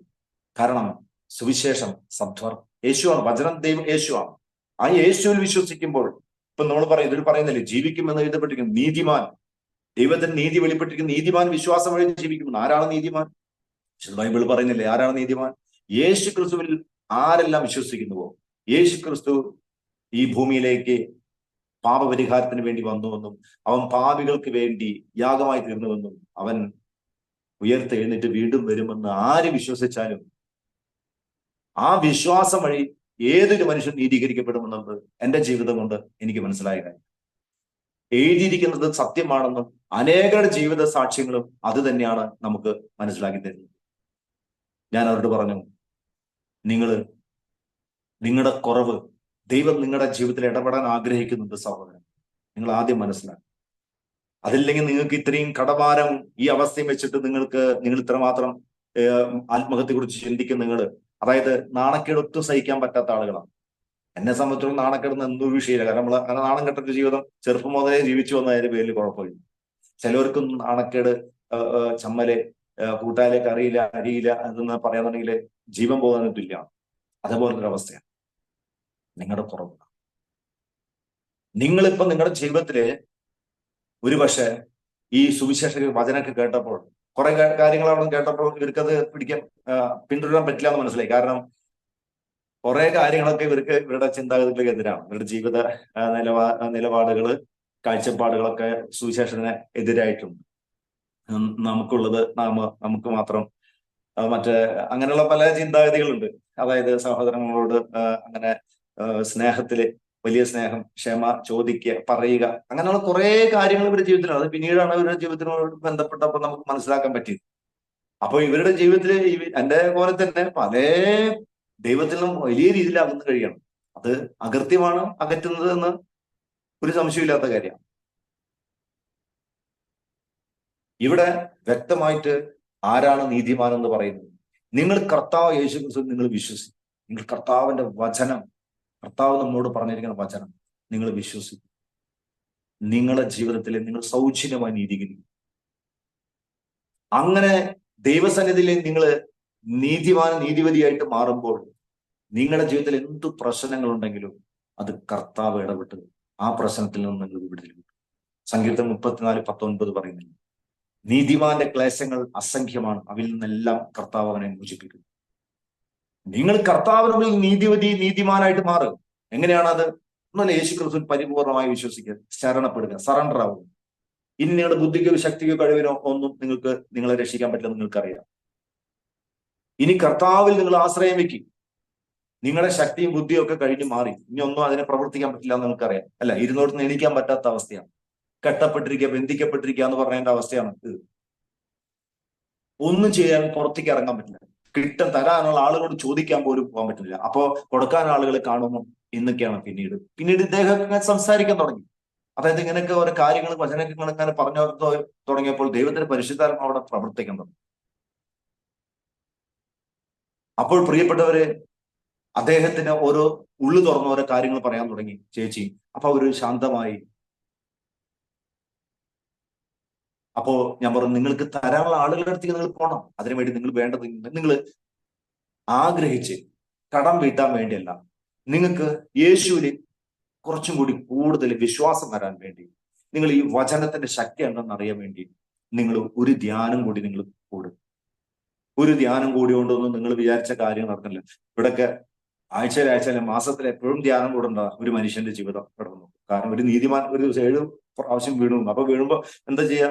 അപ്പൊ ദൈവത്തിന്റെ സാന്നിധ്യം തേടുന്നതിൽ നിങ്ങൾ ഒരു കണക്കോ മടുപ്പോ ഒന്നും നിങ്ങൾ വെക്കേണ്ട, തോന്നണ്ട. ഫിലിപ്പിയർ 4:13 പറയില്ലേ, എന്നെ ശക്തനാക്കുന്നവരുടെ എല്ലാം ചെയ്യാൻ എനിക്ക് സാധിക്കും. നമ്മളെ ശക്തനാക്കുന്നത് ദൈവമാണ്. ദൈവം എങ്ങനെയാണ് നമ്മളെ ശക്തിപ്പെടുത്തുന്നത്, നമ്മളെ ശക്തനാക്കുന്നത്? വചനം വായിച്ചാണ്. വചനം നമ്മുടെ ഹൃദയത്തില്, യോഹന്നാൻ ലേഖനത്തിൽ പറയില്ലേ, വൃദ്ധന്മാരെ, മക്കളെ, കുഞ്ഞുമക്കളെ, യുവതിവാക്കന്മാരെ, നിങ്ങൾ ശക്തരാണ്. എന്താണ്? ദൈവത്തിന്റെ വചനം നിങ്ങളുടെ ഉള്ളിൽ. ദുഷ്ടൻ നിങ്ങൾ ജയിച്ചിരിക്കുന്നു എന്ന് പറഞ്ഞില്ലേ? എന്താ? ദൈവത്തിന്റെ വചനം നിങ്ങളുടെ ഉള്ളിലുണ്ട്. കാരണം ദുഷ്ടനെ ജയിക്കാൻ നിങ്ങൾ ശക്തരാണെന്ന് പറയാൻ ശക്തി കിട്ടുന്നത് ദൈവത്തിന്റെ വചനത്തിലൂടെ. അത് വ്യക്തമായിട്ട് നമ്മോട് പറയുന്നു. നിങ്ങൾ ധ്യാനം കൂടണം. പ്രിയപ്പെട്ടവരെ, അവരുടെ ജീവിതം കൊണ്ട് നമുക്ക് മനസ്സിലാക്കണം, സമ്പത്ത് എത്ര കാലം, സമ്പത്ത് നേടാൻ എത്ര കാലം ജീവിക്കണം, സമ്പത്തൊരു മനുഷ്യന്റെ കയ്യിൽ എത്ര കാലം നിലനിൽക്കും. സുഭാഷിതങ്ങൾ 13:7 പറഞ്ഞു, ഒരുവൻ ധനികനെന്ന് നടിക്കും, എങ്കിലും അവന് യാതൊന്നും ഇല്ല. അവരൻ ദരിദ്രനെന്ന് നടിക്കും, എങ്കിലും അവന് ധാരാളം സമ്പത്തും. ഇതാണ് ഒരുവനെ ധനികനാക്കാനും ദരിദ്രനാക്കാനും ദൈവത്തിന് സാധിക്കും. നമ്മൾ വിചാരിക്കും, എനിക്ക് ഇനി ജീവിതമില്ല, എന്റെ അവസ്ഥ അങ്ങനെ തന്നെ, മതി, കഴിഞ്ഞു, ഇനി എനിക്കൊരു ഉയർച്ചയില്ല, ഒരു മുന്നേറ്റമില്ല, എന്റെ കഷ്ടപ്പാടും ദാരിദ്ര്യം. അത് നമ്മൾ തീരുമാനിക്കുന്നതല്ല. നമ്മൾ ദൈവത്തില് ഈ വചനം വായിക്കുമ്പോൾ ഇതിലൂടെ നമുക്ക് ഇങ്ങനെയുണ്ടോ, ഇപ്പൊ ഞാൻ കാശുള്ളവനാണെന്ന് ഞാൻ അങ്ങനെ നടിച്ചിറക്കുന്നത് പറയുന്നത്. ദൈവത്തിന്റെ പരിശുദ്ധാത്മാവ് ഒരു മനുഷ്യന്റെ വിചാരം, ബോഷനായ ഒരു മനുഷ്യന്റെ വിചാരം വെളിപ്പെടുത്തുന്നു. ഒരു ധനികന്റെ വിചാരം അവിടെ വെളിപ്പെടുത്തുകയാണ്. അതുപോലെ തന്നെ ഒന്നുമില്ലാത്ത ഒരു ദരിദ്രൻ, അവന്റെ വിചാരം അവിടെ വെളിപ്പെടുത്തുന്നു. അവനോട് പറയും, ദരിദ്രനോട് പറയാം. ധനികനോട് പറയുന്നു, നിനക്ക് യാതൊന്നുമില്ല. ദരിദ്രനോട് പറയുന്നു, നിനക്ക് ധാരാളമുണ്ട്. യെശയ്യാ 33:6 പറയുന്നു, അവിടുന്നാണ് നിന്റെ ആയുസ്സിന്റെ ഉറപ്പ്. രക്ഷയുടെയും ജ്ഞാനത്തിന്റെയും അറിവിന്റെയും സമൃദ്ധി അവിടുന്ന് തന്നെ. അവിടുന്ന് നൽകുന്ന സമ്പത്ത് ദൈവഭക്തിയാണ്. അവിടുന്ന് നമുക്ക് നൽകുന്നത് സമ്പത്തിനെ പ്രതിയാണ് ആളുകൾ ജീവൻ എടുക്കുന്നതും ജീവൻ നഷ്ടപ്പെടുത്തുന്നതും. അതായത് ആത്മാവിനെ കുറിച്ച് യാതൊരു ചിന്തയില്ല. മക്കളെ കുറെ ആൾക്കാർ ഞാൻ മക്കളെ പ്രതിയാണ്, മക്കളെ പ്രതി എന്ത്? അത് അതിനെക്കുറിച്ച് അറിവില്ലാത്തതുകൊണ്ടാ. മക്കൾ ആരുടെ? മക്കൾ ദൈവത്തിന്റെ ദാനമാണ്. ഉദരബല സമ്മാനം, ദാനം സമ്മാനമായി കിട്ടിയത്. ഇവിടെ ആരെയും കണ്ടിട്ട് നമ്മളെ കണ്ടിട്ടുണ്ട്, എന്നെ കണ്ടിട്ടുണ്ട്, എന്റെ ഇഷ്ടം അനുസരിച്ചാണ് ഞാൻ ഈ ഭൂമിയിലേക്ക് വന്നത്. അല്ല, ഇതെല്ലാം ദൈവത്തിന്റെ സൃഷ്ടികളാണ് ഓരോ മനുഷ്യനും. ഇവിടെ ഈ ഭൂമിയിലേക്ക് ഏത് മനുഷ്യനെ, ഏത് സൃഷ്ടികളെയും, മൃഗത്തെ, പക്ഷികളെ, ആരെ ഇവിടെ സൃഷ്ടിച്ചാലും അവയ്ക്ക് തിന്നാനുള്ളത് കർത്താവ് ഈ ഭൂമിയിൽ സജ്ജീകരിച്ചിട്ടുണ്ട്. ഇതിന് മനുഷ്യന്റെ കണ്ടുപിടുത്തമോ? ഞാൻ ഇപ്പോൾ ഇവിടെ വരുന്നത് എനിക്കിതുണ്ടെങ്കിൽ മാത്രമേ ഞാനിത് എനിക്ക് 3 നേരം ബിരിയാണി വേണം, നെയ്ച്ചോറ് വേണം, മസാല ദോശ വേണം ഉണ്ടെങ്കിലും ഞാൻ ഭൂമി അങ്ങനെ വിചാരിച്ചിട്ടാണോ ആരെങ്കിലും ഭൂമിയിൽ വന്നതല്ല. ചിലവരുടെ ധാരണകൾ അങ്ങനെയാണ്. അവിടുന്ന് നൽകുന്ന സമ്പത്ത് എന്ന് പറയുന്നത് നമ്മൾ വിചാരിക്കുന്നു ധ്യാനം കൂടി പോയാൽ അവിടെ കാശ് കിട്ടും, പണം കിട്ടും, അവിടെ പോയാൽ നിന്റെ കടം വീടും, ലോൺ അടയ്ക്കുന്നു. ചിലവരെ അവിടെ പോയ പാവപ്പെട്ട അതിനെപ്പോലുള്ള ആളുകളൊക്കെ കാര്യങ്ങൾ അറിയാത്തവരൊക്കെ ധ്യാനം കൂടി നിങ്ങൾക്ക് അവിടെ എല്ലാം കിട്ടും അങ്ങനെ പറയുന്ന ആൾക്കാരുണ്ടാവും. അപ്പൊ ചിലവര് ഇതും വിശ്വസിച്ചാണ് അവിടെ പോകും. അവിടെ പോയാൽ കടം മാറുന്നു, അവിടെ പോകുമ്പോൾ അവിടെ നിന്റെ കടം മാറും, അവിടെ കൊടുക്കുന്നുണ്ട്. അവിടെ നിനക്ക് നൽകുന്നത് നിന്റെ സമ്പത്ത്, നിനക്ക് സമ്പത്ത് കിട്ടുന്നത് എന്താണ്? ദൈവഭക്തി. ദൈവത്തോട് യഥാർത്ഥ ഭക്തിയിലേക്ക്, വിശ്വാസത്തിലേക്ക് നിനക്ക് പ്രവേശിക്കാൻ പറ്റും. കാരണം അവിടെ പ്രഘോഷിക്കപ്പെടുന്ന വചനങ്ങളും, അവിടെ വചനം കേട്ട് മാറിയ മാനസാന്തരപ്പെട്ട ജീവിതങ്ങളും, രോഗികൾ സൗഖ്യമാക്കപ്പെട്ടവരുടെ സാക്ഷ്യങ്ങളൊക്കെ കേട്ട് നിനക്ക് വിശ്വാസം വർദ്ധിക്കും. അങ്ങനെ നീ നല്ലൊരു ദൈവഭക്തനും ദൈവഭക്തിയുള്ള വ്യക്തിയായിട്ട് നിനക്ക് മാറാൻ പറ്റും. പ്രിയപ്പെട്ട സഹോദരങ്ങളെ, അപ്പൊ ദൈവത്തിന്റെ വചനം നമ്മുടെ ഉള്ളില്, പറഞ്ഞില്ലേ, ദൈവത്തിന്റെ ശക്തിയോ അവിടുത്തെ വചനം അറിയാത്തത് കൊണ്ടൊക്കെയാണ് നമുക്ക് തെറ്റുകൾ പറ്റുന്നത്. ആ കുടുംബം അത്ഭുതകരമായിട്ട് അവരെ ഞാൻ ഒരുക്കുക. നിങ്ങൾ എങ്ങനെയെങ്കിലും അന്നത്തെ ദിവസം തന്നെ അവർക്ക് ധ്യാനത്തിന്, കാരണം അവർക്ക് ഇനി വേറെ ഒന്നും ഒരുക്കാനൊന്നുമില്ല. ഞാൻ തന്നെ ഓട്ടോറിക്ഷയില് അവരെ കുടുംബത്തെ 4 പേരെ, ഓട്ടോറിക്ഷയിൽ 4 പേരെയും കുത്തി നിറച്ച് പോവാ ഡിവൈനിലേക്ക് പോയി അവര് ധ്യാനം കൊടുക്കും. പ്രിയപ്പെട്ടവരെ, പിന്നീട് അവരുടെ ജീവിതത്തിലെ ആ വ്യക്തി നഷ്ടപ്പെട്ടത് തിരിച്ചു പിടിക്കാനായിട്ട് അദ്ദേഹത്തിന് സാധിച്ചു. ആ നഷ്ടപ്പെട്ടത് അദ്ദേഹത്തിന് കിട്ടാനുള്ള പൈസ മേടിക്കാനായിട്ട് പോയി. അദ്ദേഹത്തിനോട് ആദ്യം തന്നെ ഈ കടക്കാരൊരു ധൈര്യം കൊടുക്കുക, ദൈവത്തിന്റെ ശക്തി നിറഞ്ഞു. ഇവിടെ വന്ന് ധ്യാനം കൂടിയ ഇവിടെ വചനം നന്നായി പങ്കെടുക്കാൻ പറ്റി. ഇവിടെ വന്ന് വചനവായനയും പ്രാർത്ഥനയും, കുർബാനയ്ക്ക് എല്ലാ ദിവസവും കുർബാനയ്ക്ക് പോക്കും, വട്ടാലച്ചന്റെയും അതുപോലെ തന്നെ ഓരോ സുവിശേഷങ്ങളെല്ലാം ഒരു സമയത്ത് ശാലോം തന്നെ വെച്ചുകൊണ്ടിരിക്കുന്നു. അദ്ദേഹത്തിന് ശക്തി കിട്ടി. അദ്ദേഹം തരാനുള്ള ആളുകളുടെ അടുത്തേക്ക് പോയി അദ്ദേഹം കാര്യങ്ങൾ തുറന്നു പറഞ്ഞു. അദ്ദേഹത്തിലേക്ക് ദൈവത്തിന്റെ ആത്മാവിന്റെ നിറവ് വന്നപ്പോൾ, ദൈവത്തിന്റെ സാന്നിധ്യം വന്നപ്പോൾ, ഇദ്ദേഹത്തിനെ പറ്റിക്കാനോ അല്ലെങ്കിൽ ചവിട്ടി കുറേശ്ശെ കൊടുത്താൽ അങ്ങനെയൊക്കെയുള്ള ആളുകൾ ഇദ്ദേഹത്തിന്റെ അവസ്ഥ കൊണ്ട് അലിവ് തോന്നിച്ചു. അദ്ദേഹത്തിന് കൊടുക്കാൾ കൊടുത്തു. അതേപോലെ തന്നെ നമ്മുടെ ഈ സെവൻത് ഡേ സ്കൂള്, നമ്മുടെ തൃശ്ശൂര് സെവൻത് ഡേ സ്കൂള് അവിടെ ബേക്കറി നടത്തിയിരുന്ന ഒരു വ്യക്തി, അദ്ദേഹത്തിന്റെ പേര് പറഞ്ഞു എന്ന് പറഞ്ഞതിന്റെ പേരിൽ ഞാൻ ഇപ്പൊ പറയാം. ആ ബേക്കറി നടത്തി മദ്യപാനമുണ്ട്, ഡേവിസ് എന്നാണ് പേര്.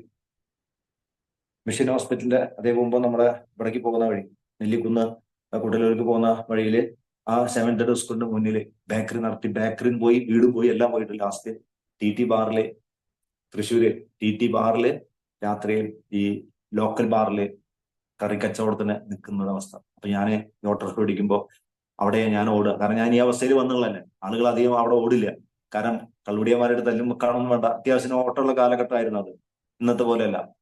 അപ്പോൾ ഞാൻ ഇവരെ കൊണ്ട് എനിക്ക് അങ്ങനെ പിന്നെ വീട് ഒരുപാട് ആൾക്കാർ ധ്യാനങ്ങൾക്ക് പോകാനായിട്ട് ആരംഭിച്ചു. അങ്ങനെ ഈ ഡേവിസിനെ ഫുൾ ഫിറ്റായിട്ട് നന്നായിട്ട് ലഹരിക്ക് അടിമപ്പെട്ട് ആ വ്യക്തി വണ്ടിയിൽ കയറിയിട്ട് ഞാൻ എന്റെ ജീവിതാനുഭവം അപ്പൊ ഞാൻ ചോദിച്ചു, എന്തിനാ സഹോദരൻ ഇങ്ങനെ കുടിക്കണമെന്ന് ചോദിച്ചപ്പോ, തനിക്കറിയില്ലടോ എന്റെ കടഭാരം അങ്ങനെയാണ്, കടമരുത്തി കുടിച്ചിട്ട് കച്ചവടത്തോട് ബേക്കറിയോട് താല്പര്യമില്ലാണ്ട് അങ്ങനെ വന്നതാ. പ്രിയപ്പെട്ടവരെ, ഇന്ന് ആ വ്യക്തിക്ക്, നിങ്ങൾ ആ വഴിക്ക് ഒന്ന് ചോദിച്ചോ, നിങ്ങൾ അവിടെ ആ ബേക്കറി അവിടെ ഒന്നുണ്ട്, ഇന്ന് മകള് എവിടെയാ ഡോക്ടറെ പഠിക്കുക, എല്ലാം നഷ്ടപ്പെട്ട് വാടക വീട്ടിൽ പോയിട്ട് മദ്യപാനിച്ച് ഒരു ബാറിൽ കൂട്ടാങ്കച്ചവടത്തിൽ നിന്നിരുന്ന ഒരു ഡേവിസിന്റെ കഥയായി പറയുന്നത്.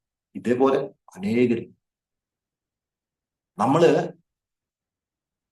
ഇവിടെ തിന്ന് കുടിച്ച് ഉറങ്ങി ഏമ്പക്കെട്ടിരിക്കുന്നവരോടാണ് നമ്മൾ സുവിശേഷം, കർത്താവിന്റെ വചനം പറഞ്ഞുകൊണ്ടിരിക്കുന്നത്. അറിയാത്തവരോട് പറയണം. കഴിഞ്ഞ ദിവസം ഞാൻ പറയാം, പരിശുദ്ധാത്മാവിന്റെ തിരുനാളിന്റെ ദിവസം 4 ഹൈന്ദവ സഹോദരങ്ങള് മാമോദിസം മുങ്ങി ഇടവകയില് പള്ളി ഇടവകയില് 4 ഹൈന്ദവര്, അപ്പൻ, അമ്മ, മകള് നേഴ്സാണ്, മദർ ഹോസ്പിറ്റല്. അതിന്റെ തൊട്ടന്നെ ഒരു ഇതിന്റെ റിലീഫ് മെഡിക്കൽസില് അമ്മയും അപ്പനും ജോലി ചെയ്യുന്നുണ്ട്. മകൻ നല്ലൊരു കമ്പനിയില് ഒരു ജോലിയാണ്. വിദ്യാഭ്യാസം, അറിവ് എല്ലാവരുള്ള ഈശോയുടെ വചനം പറഞ്ഞു ജീവിത സാക്ഷ്യങ്ങൾ വചനം പറയണം. നമ്മൾ അറിയാവുന്നത് പോലെ പറയണം. എല്ലാവർക്കും സ്റ്റേജിൽ കയറിയിട്ടോ മൈക്ക് പിടിച്ചു നടക്കുന്നത് അങ്ങനെ ചിന്തിക്കേണ്ട. അതിനുവേണ്ടിയല്ല നമ്മൾ നടക്കുന്നത്. നമുക്ക് ഓരോരുത്തർക്കും ഓരോ നിയോഗങ്ങളുണ്ട്. കർത്താവിന്റെ കൽപ്പനയാണ്. ലോകമെങ്ങുമ്പോൾ സകല സൃഷ്ടികളോട് സുവിശേഷം പറയണം, പറഞ്ഞിരിക്കണം. ഇന്ന് ഒരുപാട് മക്കള്, ഹൈന്ദവരായ മക്കൾ, ഒരുപാട് മക്കൾ അടുത്ത ദിവസം മക്കള് ഒരു 3 അപ്പനും അമ്മയും അർണാട്ടുകാരികള് അവര് സ്വീകരിച്ചവര്.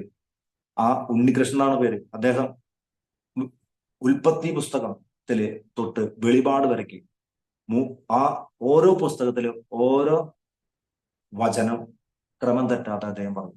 വലിയ വിദ്യാഭ്യാസമുള്ള ആളൊന്നല്ല. മകള് 5 അധ്യായം പുതിയ നിയമം കാണാതെ പറയും. അടുത്തന്നെ കാണാം. ഈ പറഞ്ഞ എനിക്ക് ഇങ്ങനെയൊന്നും ഇത്രയ്ക്കൊന്നും അറിയില്ല കേട്ടോ.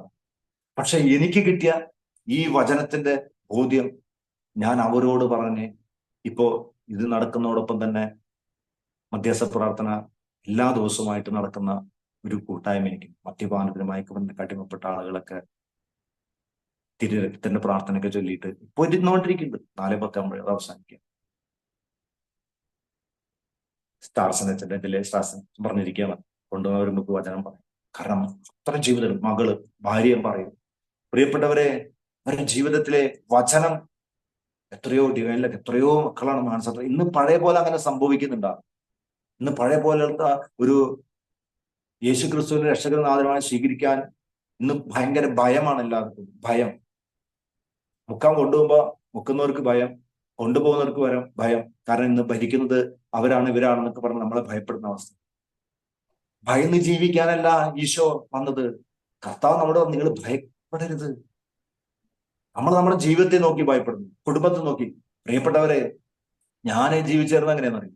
ഭയന്നിട്ട് തന്നെയാണ്. എവിടെയെങ്കിലും പോയി കഴിഞ്ഞെങ്കിൽ ഒരു സിനിമയ്ക്ക് പോകാൻ പറ്റില്ല, ബാക്കിലേക്ക് തിരിഞ്ഞു നോക്കിയിരിക്കും. ഒരു തിരുനാളിന് പോകാൻ പറ്റില്ല, പിന്നിലേക്ക് തിരിഞ്ഞു നോക്കി നിൽക്കുക. ആരാ പുറകുന്ന് വെട്ടുക എന്ന് പറയാൻ പറ്റില്ല. നിങ്ങൾക്ക് അറിയില്ല, ഇങ്ങനെയുള്ള ജീവിക്കുന്ന ആളുകൾക്ക് ഭയത്തില ജീവിക്കുന്നത്. അപ്പൊ അവൻ ആരെയും നോക്കണമെങ്കിൽ നമ്മൾ അങ്ങനെ അങ്ങോട്ട് പോയിട്ട് ടേക്ക് ചെയ്യണം. അതാ ഭയം. എന്റെ ഭയം മാറിയത് എവിടെ നിന്ന് അറിയും? ധ്യാനത്തിന് ശേഷം. മരണഭയം മാറിയത് ധ്യാനം കൂടിയതിനു ശേഷമാണ്. കാരണം കർത്താവിലായിരുന്നു കഴിഞ്ഞാൽ മരിച്ചാലും ജീവിക്കുമെന്ന് പറഞ്ഞാൽ ഇതൊക്കെ ഞാൻ വിശ്വസിച്ചു. നമ്മളിൽ പലരും ഈ ഒരു പരിപൂർണമായ വിശ്വാസം, കർത്താവ് പറഞ്ഞത് നടക്കുമെന്നേ അത് വിശ്വസിക്കാൻ പറ്റുന്നു. പ്രിയപ്പെട്ടവരെ, എല്ലാ സമ്പത്തും ഞാൻ ഉപേക്ഷിച്ചു. നമ്മൾ സമയമായി, ഞാൻ നിർത്തുക. എല്ലാവർക്കും ഷെക്കൈന ഒരു യൂട്യൂബ് ചാനലിലെ 1,70,70,000 ചില പേര് എന്റെ സാക്ഷ്യം കണ്ടിട്ട് ആധാരമൊക്കെ തിരിച്ചു മേടിക്കുന്ന സഹോദരിമാരൊക്കെ ഉണ്ട്. എല്ലാം വിട്ട് ഞാൻ 7 ലക്ഷം കടക്കാരനായി. കർത്താവിനോട് പറഞ്ഞു, ആ സഹോദരിയോടെ ഇങ്ങനെയാണ് പറഞ്ഞത്, വെള്ളം ചേർത്തിട്ടില്ല പറഞ്ഞത്. നിന്റെ കടം എന്റെ കടം, നിന്റെ കടം എന്റെ കടം. എന്നിട്ട് ധ്യാനം കൂടാൻ പറയാം. ആ ധ്യാനം കൂടാനുള്ള ഒരു ടൈറ്റിൽ ഇരിക്കുന്ന സമയത്താണ് കർത്താവ് ഞാൻ പറയാം എല്ലാം ക്രമീകരിക്കായിരുന്നു. മുന്നേ പറഞ്ഞു വെച്ചിരിക്കുന്ന കാര്യം. ഞാൻ ഇരിക്കുന്ന വീട് വെക്കാനായാലും വെച്ചു. അപ്പൊ ആ സഹോദരി പറഞ്ഞു 3 വർഷത്തിനുള്ളിൽ കാണിക്കും ഞാൻ. പ്രിയപ്പെട്ടവരെ, ഈ വണ്ടി എടുത്തതിന് ശേഷം കണക്കൂട്ടിയൊക്കെ 3 വർഷം കൊണ്ട് ആ ന്യൂ മില്ലേൻ കുറിയിൽ കടം വീടും, ഉല്ലൂർ സൊസൈറ്റിയിൽ കടം വീടും. കൃത്യം 3 മണിക്ക് നമ്മുടെ കർത്താവ് ഉണ്ടല്ലോ നമ്മളെ കുറിച്ചുള്ള മുഴുവൻ കണക്കൂട്ടലുകളും നടത്തിയിരിക്കുക. ഒരു ഓട്ടോറിക്ഷ മാത്രം കയറി പോകുന്ന ഒരു വഴി. ഭാര്യ വീട്ടിലാണ്. അന്നോട്ട് കേസും കൂട്ടങ്ങളായി അതിന്റെ പേരില്. കല്യാണത്തിന് അന്നോട്ട് കേസാ. പോലീസ് സ്റ്റേഷനിൽ കല്യാണ ചക്കനെ വിളിച്ചുകൊണ്ട് അവിടെ താമസിക്കാൻ പറ്റുന്നുണ്ട്. ഭാര്യ വീട്ടിൽ വന്ന് താമസിക്കേണ്ടി വന്നു വർഷങ്ങളോളം. മകൻ 29 വയസ്സായി. ഇന്നവൻ വിദേശത്താണ്. മകള് ഡിഗ്രി കഴിഞ്ഞു, ബാങ്കിൽ ജോലി കഴിഞ്ഞു. മകന്റെ കല്യാണം കഴിഞ്ഞു. അതൊക്കെ സാക്ഷ്യങ്ങൾ കേട്ട് നിങ്ങൾ ഞെട്ടിപ്പോവും. ഇങ്ങനെ ഇത് നുണയാന്ന് പറയും. നമ്മൾ പറയേണ്ട കാര്യമില്ല. അവിടുന്ന് കർത്താവ് മനോഹരമായി എല്ലാം, ഒരു ജപമാല നിർമ്മിക്കുന്ന തൊഴിൽ വരുമാനം നൽകി, ഓട്ടോറിക്ഷ ഓടിക്കുന്നത്, അതിലൂടെ ആത്മാക്കൾ നേടാൻ, മക്കള്, അനുസരണമുള്ള മക്കള്. 15 ദിവസം കൊണ്ടാണ്, നമ്മോട് പറയാം, 5 മാസം കൊണ്ട് 2000 സ്ക്വയർ ഫീറ്റ് വീട് പണിത്. ഒറ്റ ഞായറാഴ്ച പോലും പണിതിട്ടില്ല. ഒരു ഞായറാഴ്ച പോലും പണിതിട്ട് കർത്താവിന് കടമുള്ള ദിവസമാണ്. 5 മാസം കൊണ്ട് ഇപ്പോഴും പണി തീരാത്ത വീടും, 2 വർഷമായിട്ട് പണി തീരാത്ത വീടും എന്റെ ഏരിയയിൽ. മനോഹരമായ ഒരു നല്ലൊരു ഏരിയയിലേക്ക് കർത്താവ് കൊണ്ടുവന്നു. കുന്നംകുളം ഈ മാർക്കറ്റിൽ കടത്തിണ്ണയിൽ കിടന്നു തുടങ്ങിയായിരുന്നവനെ ഞാൻ പലിശ കൊടുത്താലും 1.25 സെന്റിൽ കിടന്ന് കിടന്നെ അടിച്ചുപൊളി ജീവിതം. അവിടുന്ന് ജീവിതം എന്താണെന്ന് പഠിപ്പിച്ചു. പൈസ എങ്ങനെ തൊരുക്കൂട്ടണം, പൈസ എങ്ങനെ ചെലവഴിക്കണം, എല്ലാം കർത്താവ് പഠിപ്പിച്ചു. മകളോട് നിർബന്ധിച്ചിട്ടില്ല. മകളെ പഠനം കഴിയുമ്പോഴേക്കും ജോലി അന്വേഷിച്ചു, അവൾക്ക് ജോലി. മരുമകള് ബി.എഡ് പഠിച്ച് ഈ തൈക്കാഴ്ചയുടെ വകയില് ആർക്കും അവിടെ ടീച്ചറായിട്ട് പോസ്റ്റ് കൊടുത്തിട്ടില്ല. അവര് പറഞ്ഞതാ അവൾക്ക് പോസ്റ്റ്. പ്രിയപ്പെട്ടവരെ, നമ്മളൊന്നും കർത്താവ് പറയില്ലേ, നിങ്ങൾ ആദ്യമായിട്ട് രാജ്യം നീതി അന്വേഷിക്കുകയും ബാക്കിയെല്ലാം കൂട്ടിച്ചേർക്കപ്പെടും. എല്ലാം നമ്മുടെ ജീവിതത്തിൽ കൂട്ടിച്ചേർക്കപ്പെടുന്ന കാര്യങ്ങളാണ്. ഞാൻ കർത്താവിന്റെ രാജ്യനീതി അന്വേഷിച്ചു, കർത്താവിന്റെ ഇഷ്ടം പ്രവർത്തിക്കും. കർത്താവ് എന്താ ഇഷ്ടപ്പെടുന്നത്? നിങ്ങൾ ലോകമെങ്ങും ഈ സകല സൃഷ്ടികളും സുവിശേഷം പറയണം, സദ്വാർത്ത അറിയിക്കണം, വചനം പറയണം. ആ വചനം അവരുടെ ഉള്ളിലേക്ക് കയറി പിന്നെ ഒരാളും അവർക്ക് വെള്ളം, ഭക്ഷണം, അരിയും പലചരക്ക് സാധനം ഒന്നും കൊടുക്കണ്ട. വചനം അവരെ പരിപാലിക്കും. തകർന്ന ജീവിതങ്ങളെ അത് പണിതുയർത്തും. ശക്തിയേറ്റ ജീവിതങ്ങളെ ശക്തിപ്പെടുത്തും. കാരണം വചനം ദൈവത്തിന്റെ ശക്തിയാണ്. നമുക്ക് സമയമായി അല്ലേ?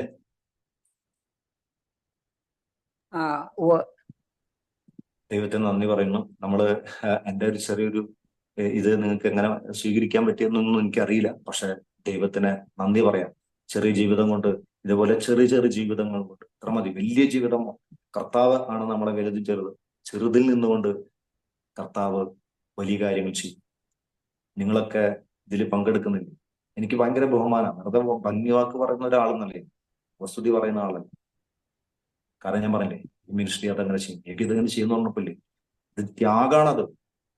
എല്ലാ ദിവസവും കർത്താവിന് വേണ്ടി നിങ്ങൾ സ്നേഹത്തോടു കൂടെ, ആഗ്രഹത്തോടു കൂടി നിങ്ങൾ ഇതിൽ പങ്കെടുത്തോ. ഓരോ ദിവസവും നിങ്ങളുടെ കുടുംബം അനുഗ്രഹിക്കപ്പെടുന്നറിയാം. എനിക്ക് ഇതിൽ കിട്ടിയപ്പോ കുറെ കാശ് കിട്ടി, വീട് കിട്ടി, അതൊന്നല്ല. അതൊന്നും പറയാൻ ഞാൻ ആഗ്രഹിക്കും. പക്ഷേ തന്നത് പറയാതിരിക്കാൻ പറ്റൂ? നമ്മുടെ ജീവിതത്തെ വഴി നടത്തുന്നത് പറയാതിരിക്കാൻ പറ്റും? നമ്മുടെ ജീവിതത്തെ കർത്താവ് കരുതുകയാണ്. പ്രിയപ്പെട്ടവരെ, ഒന്നിന്റെ പിറകെ പോകേണ്ട ആവശ്യം വന്നില്ല. എല്ലാം കൂട്ടിച്ചേർക്കപ്പെടുമെന്ന് പറഞ്ഞ യാഥാർത്ഥ്യത്തിൽ കൂട്ടിച്ചേർക്കപ്പെടുകയാണ്. കർത്താവിന്റെ വചനനുസരിച്ച് ജീവിക്കാൻ പരിശ്രമിച്ചു. കർത്താവിന് ആരോടും വെറുപ്പും വൈരാഗ്യമോ പ്രതികാരമോ ഒന്നും ഇല്ലാണ്ട് കർത്താവ് പറഞ്ഞു നാണം കെടാൻ തയ്യാറായി. അതേപോലെ ദൈവവചനത്തോട് ചേർന്ന് നിൽക്കാനായിട്ട് ലോകത്തിൽ ഒരുപാട് വശ്യതകളും ഒരുപാട് സമ്മാനങ്ങളൊക്കെ നമ്മുടെ മുമ്പിൽ വെച്ചിട്ടുണ്ട്. കണ്ണഞ്ചിപ്പിക്കുന്ന തിളക്കമാർന്നത്. നിന്റെ പിറകെ ഒന്നും പോകാതെ കർത്താവിന്റെ പിറകെ പോയാൽ നിന്റെ ജീവിതത്തെ മറ്റുള്ളവരുടെ മുമ്പിൽ കണ്ണഞ്ചിപ്പിക്കുന്നതും തിളക്കമുള്ളതാക്കി മാറ്റും. നമുക്ക് പ്രാർത്ഥിക്കാം. പരിശുദ്ധ മാതാവേ, ഇന്ന് ഈ ദിവസം ഈ കൂട്ടായ്മയോട് കൂടെ ആയിരിക്കാനുള്ള കൃപ നൽകി.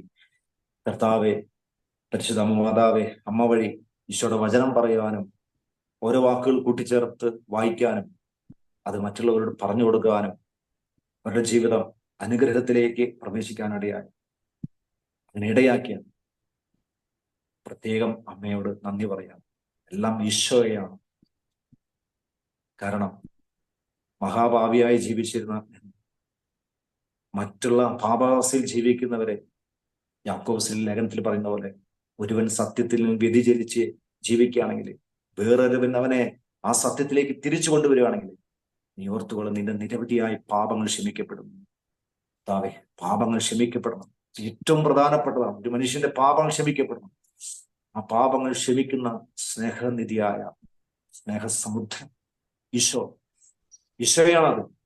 ഈശോയെ, ഈ കൂട്ടായ്മയിൽ ആയിരിക്കും നിങ്ങളുടെ ജീവിതത്തിലെ ഏതെങ്കിലും ഈശോയെ ക്ഷമിക്കപ്പെടാതോ, ഞങ്ങൾ ഏറ്റുപറയാത്തതോ ഓർക്കാത്തതോ ഞങ്ങളുടെ പാപങ്ങൾ ക്ഷമിച്ചോ പരിപൂർണമായി ഞങ്ങളെ കഴുകി വിശുദ്ധീകരിച്ച് കർത്താവിന് വേണ്ടി സമ്പത്തുണ്ടായിട്ടല്ല, ദാരിദ്ര്യത്തിൽ നിന്നുകൊണ്ട് തന്നെ കർത്താവിന്റെ നാവായി കർത്താവിന്റെ വചനം മറ്റുള്ളവരോട് പറയാനായിട്ട് ആ വചനത്തിൽ വിശ്വസിച്ച് ജീവിക്കുവാനുള്ള കൃപ ഈ സമൂഹത്തിൽ ഞങ്ങൾ ഓരോരുത്തർക്കും നൽകണമേ എന്ന് പ്രാർത്ഥിച്ചുകൊണ്ട് എൻ്റെ ആത്മീയ ഗുരുവായ അച്ഛനെയും ജോർജ് ബ്രദറിനെയും കുടുംബത്തെയും ശുശ്രൂഷകളിൽ ഓർക്കും നിലയിരിക്കുന്ന നേതൃത്വം വഹിക്കുന്ന എല്ലാവരെയും ഓർത്തുകൊണ്ട് നമുക്ക് സ്തുതിച്ച് പാർട്ടി എന്താണ് നടപടി ഇങ്ങനെ ചെയ്യും. സഹോദരങ്ങളെ, ഈ 1 മണിക്കൂർ സമയം ബാബു ബ്രദറിന്റെ ജീവിതാനുഭവത്തിലൂടെ നാം കടന്നു പോകുകയായിരുന്നു.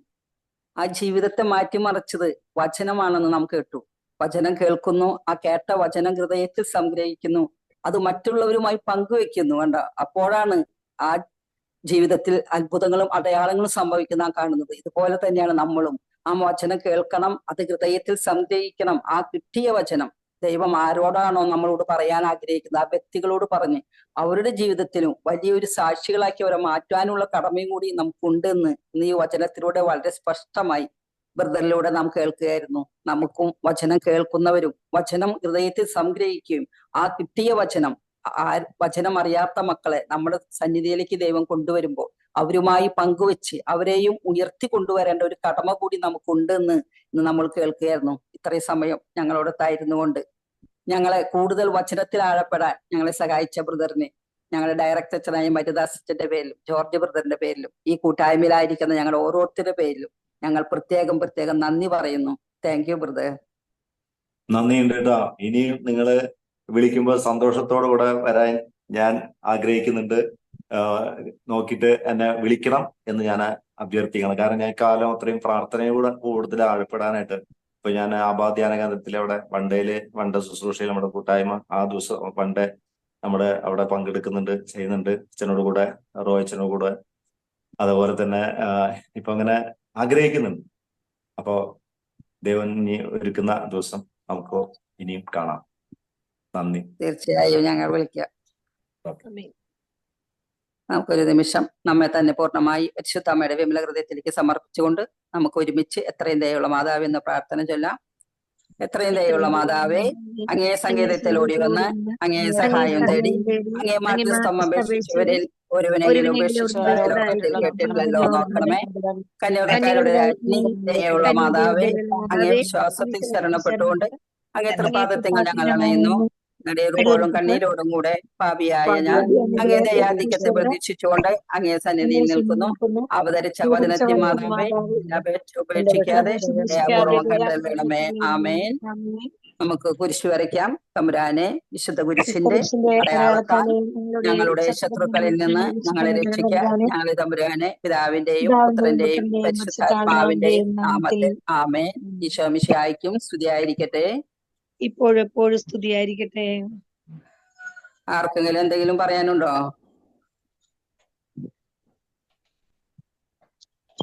നമുക്ക് നിർത്താം. നാളെ കാണുന്നത് വരെ നമുക്ക് പരസ്പരം പ്രാർത്ഥനയിലായിരിക്കാം. നമ്മളോട് പ്രാർത്ഥന സഹായം ആവശ്യപ്പെട്ട മക്കൾക്ക് വേണ്ടി പ്രത്യേകം നാളെ പ്രാർത്ഥിക്കുക. അവരുടെ ദിവ്യബലിയിലൊക്കെ സമർപ്പിച്ച് പ്രാർത്ഥിക്കുക. ദൈവം അത്ഭുതങ്ങളും അടയാളങ്ങളും അവരുടെ ജീവിതത്തിൽ പ്രവർത്തിക്കാൻ വേണ്ടി നമുക്ക് പ്രത്യേകം പ്രാർത്ഥിക്കാം. ഈശോ എല്ലാവരെയും അനുഗ്രഹിക്കട്ടെ. ആമേൻ.